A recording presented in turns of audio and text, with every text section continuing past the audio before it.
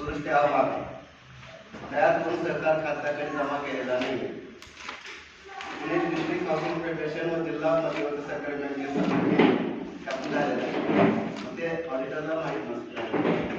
भाडेकरूंना नामांकित सभासद बनवून घेण्याची कार्यवाही केली नाही. रिपेअर अँड मेंटेनन्स फंडाचे वर्गणी बांधकाम खात्याच्या 75% वार्षिक न्यूनतम दराने आकारण्यात येऊन वसुली केलेली नाही. सिंकिंग फंडाची वर्गणी बांधकाम खात्याच्या 0.25% वार्षिक न्यूनतम दराने आकारण्यात येऊन वसुली केलेली नाही. हे 2 पॉईंट्स आपल्याला विचारात घ्यावे लागतील. शिक्षण फंडाची वर्गणी प्रति युनिट प्रति सदनिका 10 रुपये महिन्याप्रमाणे सर्व सभासदांकडून आकारण्यात येऊन वसुली केलेली नाही. संस्थेच्या इमारतीचे फायर ऑडिट केलेले नाही. केलेले आहे, तुम्ही जमा नाही केलेले. तुमच्याकडे मुळे साहेब त्रुटी ज्या आहेत ना, तुम्ही एक एक विचारा, त्यातल्या ओ रिपोर्टसाठी लिहून घ्या. तुम्ही जे वाचन करताना 1 मिनिट ऐका. गरजेचं काय आहे? ओ रिपोर्ट गरजेचं आहे. तुम्ही आता सांगितलं फायर ऑडिट केलेलं नाही आहे, तर तिथं ऑडिट रिपोर्टचे पेपर्स पडलेले आहेत. तुमच्याकडे तिथं लगेच तरतूद पाहिजे तिथं लिहायची, कारण तुम्हाला आता दुरुस्ती रिपोर्ट करायला टाकायचा आहे. तुम्ही वाचन करून झालं आणि आम्ही विसरलो तर पर्यायी लिहिणं जाणार नाही आहे. त्यामुळे तुम्ही एक ऐका, माझं असं सजेशन आहे, तुम्ही ओ रिपोर्टसाठी नोंदी करा की जे काही चुकलेलं आहे ते तुम्ही ओ रिपोर्ट, हे तुम्ही मला मगाशी बोललो ना की तुम्ही ऑडिट केलेला रिपोर्ट पुन्हा ओ रिपोर्ट घेतलेला नाही आहे. तुम्ही म्हणलं दोष दुरुस्ती अहवाल, दोष दुरुस्ती अहवाल जातो कधी? जेव्हा तुमचे दोष असतील तेव्हा. तुमचे दोष नसेल तेव्हा कसं जाईल? तर पहिली तेच बोलतोय, दोष पाहिजे ना. त्यापेक्षा मी काय म्हणतो, मी ते वाचून घ्या. तुम्हाला जसं एक बोललो वाचताना जे चुकीत होतं ते एक एक लिहून घ्या तुम्ही. हे ऍक्च्युअली जायला नव्हतं पाहिजे तुम्ही. काय प्रॉब्लेम झाला, त्यांनी रिपोर्ट देताना उशिरा दिला. तोच जर आपल्याला साहेब त्यांच्याकडे 3 एप्रिलला डाटा दिले हे होता. माझे तसे मेल पण आहे 3 एप्रिलचे. त्यांचा ऑडिटचा जो डाटा असतो ना, तो त्यांच्याकडे 3 एप्रिलला होता. तुमचा हँडओव्हरचा डाटा जसा चाललाय तो चाललाय, पण ऑडिटचा डाटा त्यांच्याकडे 3 एप्रिललाच होता. आम्ही त्यांच्याशी बोललो, ते म्हणजे जे आहे त्याच्यावर आम्ही हे केले. आता जसं तुम्ही मगाशी बोलले ते 6 लाख रुपयाचं, त्यांना मी बोललो 2 चुकी राहील. म्हणजे स्टेप बाय स्टेप घेतो मी, तुमच्या पुढे नंतर सांगतो. चुकीचं केलं तिथं कॉर्पस फंड पण मेन्शन केलं 1 लाख रुपये, तर संबंध असं काय म्हणणे जे काय असेल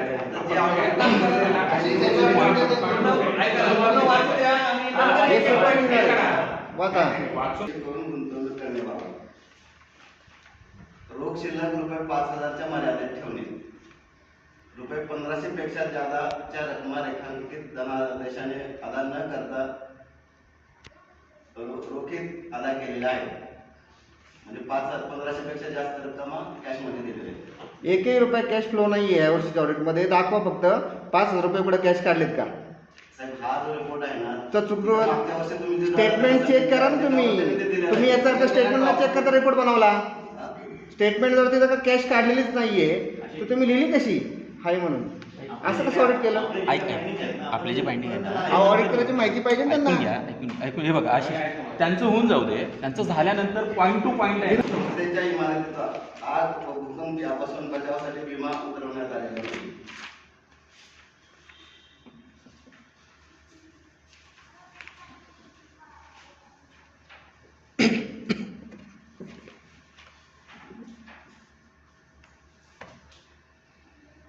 संस्थेच्या तांत्रिक कामकाज सचिव श्री विशाल जोशी यांनी ऑडिटरचा शेरा आहे हा.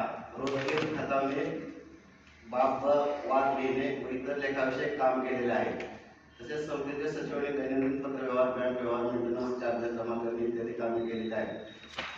दप्तरी कामकाज व्यवस्थितरित्या ठेवण्यात आलेले आहे. एकंदरीत कामकाज समाधानकारक आहे असा शेरा पण आहे, तो पण वाचून दाखवतो.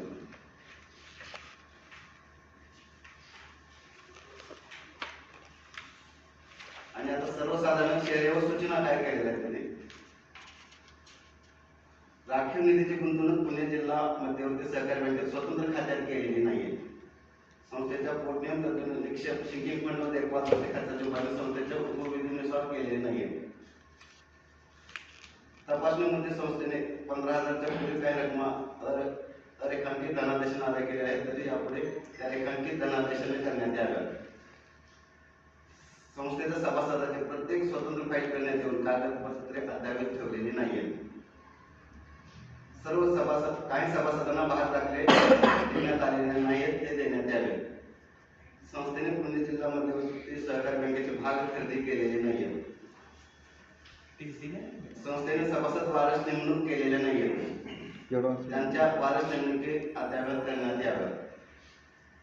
स्थावर व जंगम मालमत्ता रजिस्टर अद्यावत करण्यात यावे. संस्थेने डिझेल आवक व वापर रजिस्टर ठेवले नाही, त्यामध्ये ठेवण्यात यावे. मासिक मीटिंग मध्ये सर्व मासिक खर्चात मान्यता देण्यात यावी. मासिक देखभाल खर्च ठरवताना पुढील वर्षाचे अंदाजपत्रक तयार करून त्यास सर्वसाधारण सभा घेऊन मान्यता देण्यात यावी. संस्थेने कामावर असलेल्या सर्वांचे हजेरी पत्रक तयार करण्यात यावे व प्रत्येकाच्या जबाबदारी निश्चित करण्यात यावी. सभासद व संचालकांना प्रशिक्षण खर्चात तरतूद करण्यात यावी व त्यांना प्रशिक्षण देण्यात यावे. संस्थेने सहकार खात्याची वेबसाईट सन 2023-24 या वार्षिक वर्षाची विवरणपत्रे अपलोड केली नाही. सदर विवरणपत्रे चालू वर्षात अपलोड करण्यात यावी. वरील दोषाची पूर्तता करण्यात येऊन त्यांचा दोष दृष्ट्यावर 90 दिवसाच्या दोषाची पूर्तता करण्यात येऊन आमचे कार्यालयात पाठवण्यात यावे.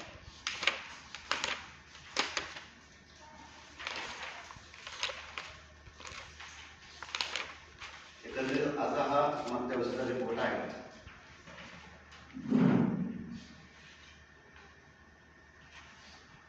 डिटेलमध्ये ट्रायल बॅलन्सेस खर्च किती झाले ते सगळं त्या फाईलमध्ये आहे. जर तुम्हाला डाऊट असेल तर तुम्ही स्वतः रिपेअर फंड आपल्या विषय पत्रिकेमध्ये आहे. आपलं प्रॉफिटचा आपला आणि आपली थकबाकी किती लास्ट इयर सर? तर पैसे सांगितले किती? 13,99,000. 13,99,000 थकबाकी झाली बरोबर. आणि आपला प्रॉफिट किती? 5,49,000. 5,49,000 हा मासिक खर्च सोडून उरलेली रक्कम म्हणजे आपली प्रॉफिट ना, बरोबर ना? आणि असं नाही जे आहे 5,00,000 रिपोर्टरने दाखवलेलं आहे. आता त्याच्यामध्ये मग मार्च फेब्रुवारी मार्च लोकांनी देणे पण असतील त्याच्यातून मायनस प्रॉफिट मध्ये देणं नसतं सर. प्रॉफिट म्हणजे काय माहिती आहे का, जी रक्कम शिल्लक राहते त्याच्या हिशोबाने प्रॉफिट. तुम्ही जर का कॅन्सल करायला गेले ना, ही तुमची थकबाकी आली ना 13,99,000, मग तुम्ही कसं म्हणता प्रॉफिट म्हणजे शिल्लक रक्कम? थकबाकी दिलीत ना 13,99,000 तुम्हीच तर सांगितले की आता. येणे बाकी आहे. हा मग येणं बाकी 13,99,000 आहे आणि प्रॉफिट हे 5,49,000 आहे. म्हणजे थोडक्यात 14 लाख प्लस 5,49,000 असे 18.5 लाख रुपये झाले तुमच्या हिशोबाने. प्रॉफिट नाही बोलत मी, थकबाकी प्लस प्रॉफिट बोलतोय, तुम्ही समजून नाही घेते. हा हे पैसे जोपर्यंत 2 मिनिटं चव्हाण साहेब काहीतरी म्हणतायत, त्यांचं म्हणणं ऐकून घेऊ. असं नाहीये. तो प्रॉफिट असा आहे की म्हणून मी बोललो की पहिले प्रॉफिट अँड लॉस अकाउंट पण वाचा. ते वाचलं नाही चाललेली समस्यावर. हे असं आहे, 5 लाख असा प्रॉफिट येतो की मागचं जे आता ऍक्च्युली प्रॉफिट अँड लॉस काय असतो की तुमचा खर्च काय पूर्ण वर्ष, बरोबर.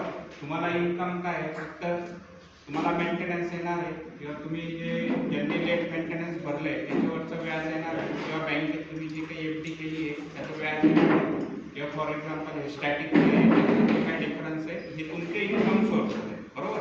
हे इन्कम मायनस तुमचं एक्सपेंडिचर केला तर तो तुमचा प्रॉफिट झाला. लॉजिकली प्रॅक्टिकली बरोबर. हा 5 लाखाचा प्रॉफिट आहे. त्यांना विचारलं कारण मी बघितलं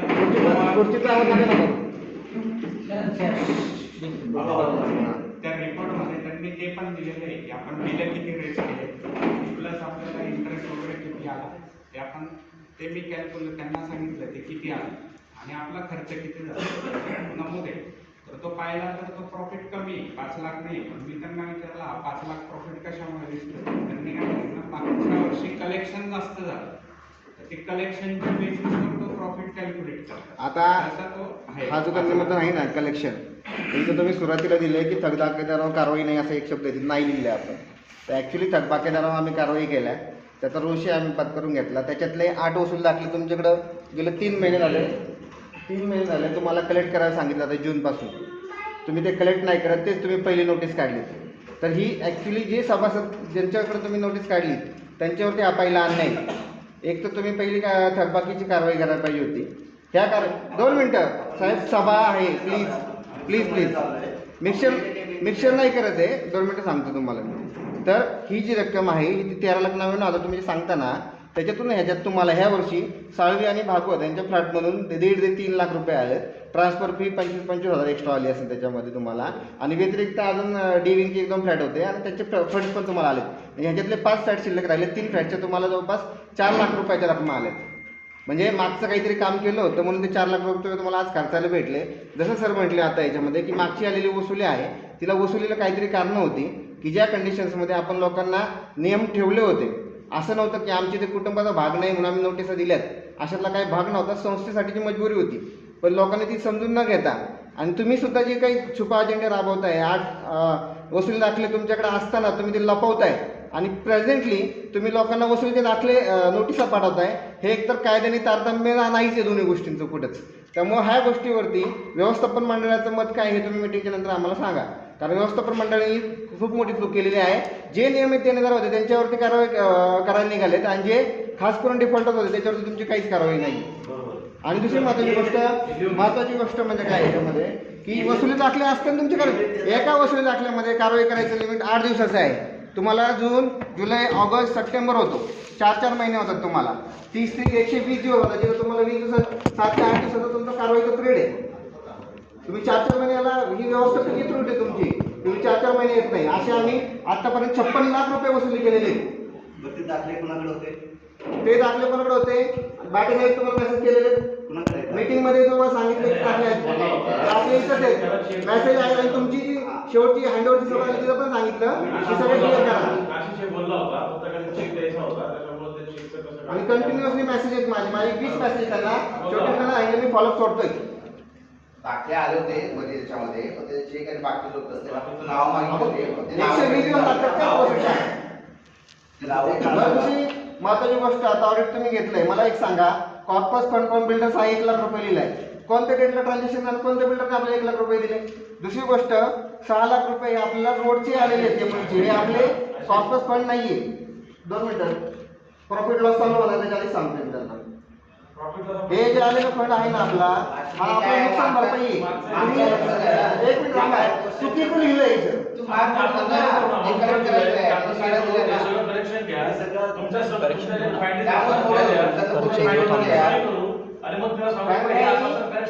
तुम्ही लिहिलेलं नाही ऑडिटमध्ये.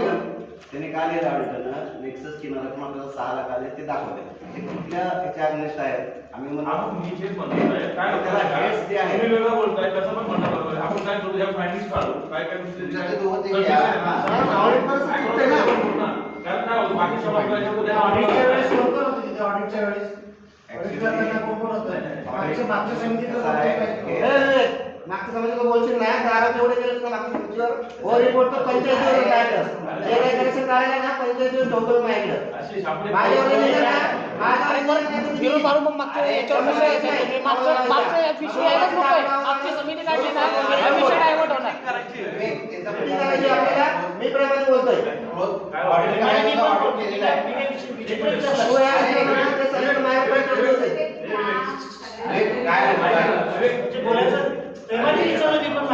मी माझ्या काय चुकलंय तुमच्याकडे सांगतो, गौरी पडली या हे तुला समजत नाहीये. मी वर रिपोर्टला काय सांगतोय, ओव्हर रिपोर्टला लिहा. मी काय सांगतोय, ओव्हर रिपोर्टला 90% ऑडिट झालेले होते, जे त्रुटी आहेत ना. एक मिनिट, आपण याला सगळे पॉझिटिव्ह घेऊ. तुझं पॉईंट बरोबर आहे, म्हणजे जे पॉईंट आहे ना, तुझ्याकडे रिपोर्ट दिलाय, अजून 2 जण रिपोर्ट घ्या, तुमच्या फायंडिंग द्या, तुमचे सबमिशन द्या. मला चव्हाण साहेब एक मिनिट थांबा. तुम्ही जेवढं क्वेरी विचारला त्याची बिल चेक तुम्हाला पाठवले का नाही? बरं, त्यांनी जे आता सांगितलं आहे तो मुद्दा हा व्हॅलिड ठरतो का तिथं? मी कॉपरेट नाही केलं. कॉर्पोरेट नाही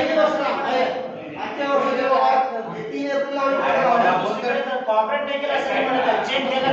मी काय म्हणतो, तू ऐकलं का माझं? तू ऐकतो का माझं काय म्हणणं आहे? त्याचं कारण काय आहे? त्याचं कारण असं आहे, हा सगळा प्रॉब्लेम का आला? त्याने रिपोर्ट लेट दिला. जे काही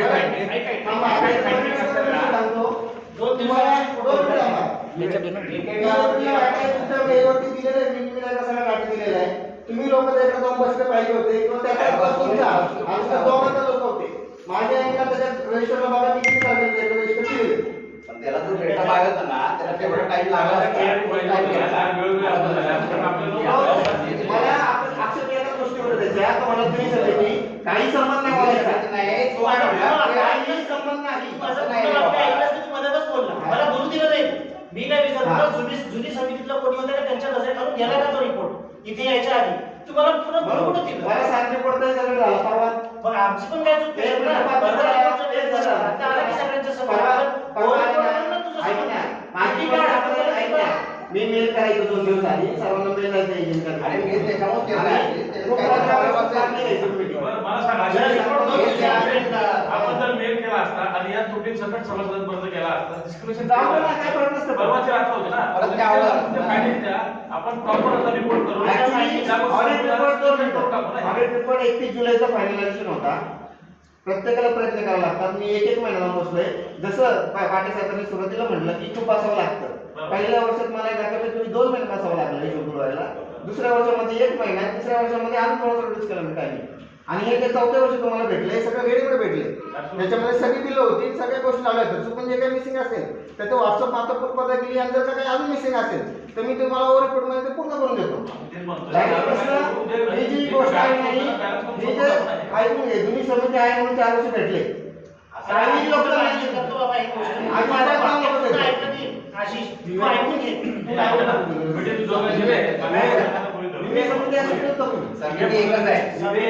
आम्हाला जेवढं दोष भेटले आम्हाला सफिशियंट आम्ही चांगलं करून बघलेले गरजच नाही काय हे बघ तुझं ऐकून घेतलं तर आमचं एक वाक्य पूर्ण ऐकून घे आणि नंतर तू तुझा शेअर दे हा मग आता मी तर ते ओव्हर रिपोर्टसाठी आपण अप्लाय करू ना करू ना तुझ्यावरती शेअर दे लिंकर लिहून दे यांचे सगळे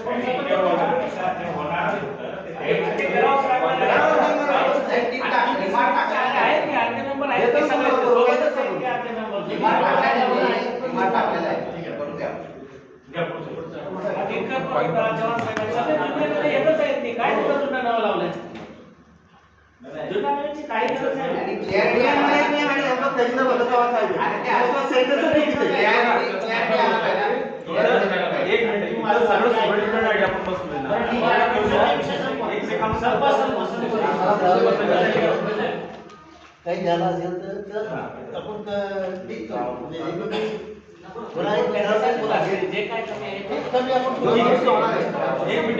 प्रॉफिट अँड लॉस म्हणून वाचून दाखवतो मागील वर्षी उत्पन्न आहे 75,75,788 रुपये आणि खर्च झालेला 70,25,563 रुपये निव्वळ नफा आहे 5,49,850. आता हे बघा हे पेज नंबर 27 वर दिलेले आहे 75 लाख आहे तर आपण बिलं नाही रिलीज केलेली त्यांनी काय केलं जे काही चौथी ती अमाऊंट 2 मिनिटं बिल हे करायला सांगतो ऍक्च्युली एप्रिल आणि मेचं जे बिल होतं ते सोलरचं कॅन्सल करायचं मेंटेनन्स मध्ये कन्वर्ट केलेलं होतं त्यामुळे ते जनरेट काय झालं म्हणून ते तिथं 2200 दिसत नाही म्हणून ते कमी दिसते व्हॅल्यू 9 लाख आहे नाही ठीक आहे दुसरं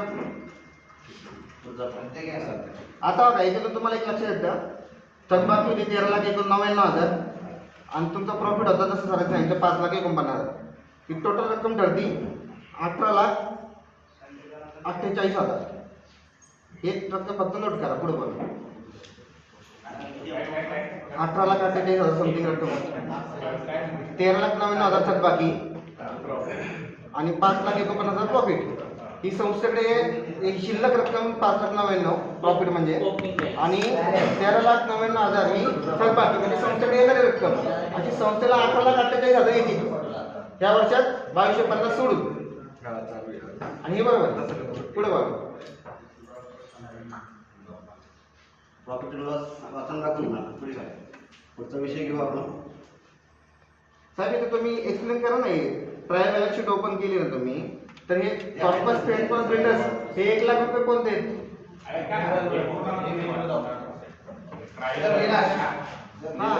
डिटेल मध्ये आपण बॅलन्स रिपोर्ट मध्ये बघता येईल ना ठीक आहे चला पुढे जा आता हे झालं ऑडिट मागच्या वर्षीचं ऑडिट रिपोर्ट आणि त्याच्यातले फायंडिंग आता आपल्या विषय पत्रिकेमध्ये सर याच्यातलं एक राहिलं फक्त शेवटचं तुमचं वॉटर टँकर एक्सपेन्सेस आहेत ना ते किती दाखवले 31,300 हिशोबाने 1,60,350 आणि आपलं बिलिंग आहे 3,81,000 म्हणजे त्याच्यातलं हे जे 1,60,000 आहे ना ह्याच्यामधून धुलीवंतांचे 7 टँकर असतील आणि मधले 10 टँकर असतील दुसरे टँकर तुम्ही एक पकडा टँकरला तर ते 7 टँकर सोडले तर 1,53,000 रुपये होतील, म्हणजे 1,53,54,000च्या आसपास.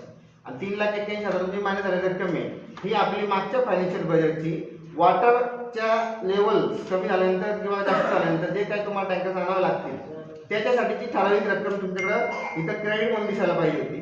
मी त्यांना पण सांगितलं की ती रक्कम जी आहे त्याच्यामुळे तुम्हाला मोठ्या प्रमाणात बिलिंग करायची गरज नव्हती पुढे जाऊन. ही इथं नोटिफाय होतं, तिथं तुम्हाला डायरेक्ट दिसतंय की टँकरचे वॉटर बिल किती 1500 गुणिले 3 महिना गुणिले 1500 गुणिले 254 500 गुणिले 3 महिन्यामध्ये त्या हिशोबाने 3,81,000 रुपये होतात. त्याच्यातून ही जी शिल्लक रक्कम आहे ती आपल्याकडे असताना आपण अतिरिक्त टँकर बिल ऑर्गनाईज केलेलं आहे पुढं. एक मिनिट, ती काही आपली बँक काय पतपेढी नाही किंवा कुठल्या ठेवीची सोय नाहीये किंवा सहकारी संस्था हिला अर्बन कॉपरेटिव्ह मध्ये कुठेही गेलं तर तुम्ही क्रेडिट सोसायटी म्हणून मेन्शन नाही आहात, तर मग एज अ क्रेडिट म्हणून तुम्ही डिमांड नाही करू शकत. तुम्ही सिंकिंग आणि रिपेअर म्हणून डिमांड करा, हरकत नाहीये, पण तुम्ही क्रेडिट सोसायटी नाही एक बिलावर बिल मारत जावा. क्रेडिट सोसायटीना नुसतं ठेवी जमा करायचे असतात, तुम्हाला ठेवी जमा करण्यासाठी सेपरेटली प्रोव्हिजन्स आहेत. ठीक आहे, त्यामुळे हे जे नोंद आहे ना ही तुमच्या ऑडिट रिपोर्टची शेवटची नोंद तुम्ही लिहून घ्या आणि ती ऑडिट रिपोर्टला टाका आणि ती त्याप्रमाणे टँकर बेसची भविष्यात जाऊन आता पुढच्या महिन्यामध्ये तुम्ही ते क्लिअर करा. कारण खरंच बाकी आहे, त्यात कुठलंच खोटं नाहीये. असं खोटं तुम्हाला सांगा, मी तुम्हाला सांगतो पुढे पुढे. माझे असं मत आहे, आपण काय करतो बिल रेज करतो. हा. रेज बिल किती पैसे भरतात. हा. आणि टँकरचे पैसे तर इमिडिएट द्यावे लागणार आहेत आपल्याला. अहो 1 वर्ष झालं ते लोकांनी जमा नाही केले, आपण दुसऱ्या सर्व्हिस याच्यामधून भरतो. म्हणून मला काय म्हणायचं आहे, तुम्ही बोलताय तो काउंटर करतोय, बाकी सभासदांना काय क्लॅरिटी होत नाही. म्हणून म्हटलं जे तुमच्याकडे नोंदी दिल्या आहेत ना करेक्शन तुम्ही द्या दोघं जण तुमच्या करेक्शन ऑडिटरला घेऊन त्यांचा पॉईंट समजून घ्या. त्यांचं काय म्हणणं माहितीये का, एक समजून घ्या. फॉर एक्झाम्पल आज मला 1,000 रुपये बिल आलं, मी पुढच्या महिन्यात 1,000 रुपये बिल संस्थेला भरलं नाही 254 मधून, म्हणजे 100 लोकांनी म्हटलं 300 भरलं नाही, म्हणून ते पुन्हा 254 वर परत 1,000 रुपये भाडं टाकतात आणि परत त्यांना सांगायचं त्यांच्या मान्यता सरळ अर्थ तो आहे.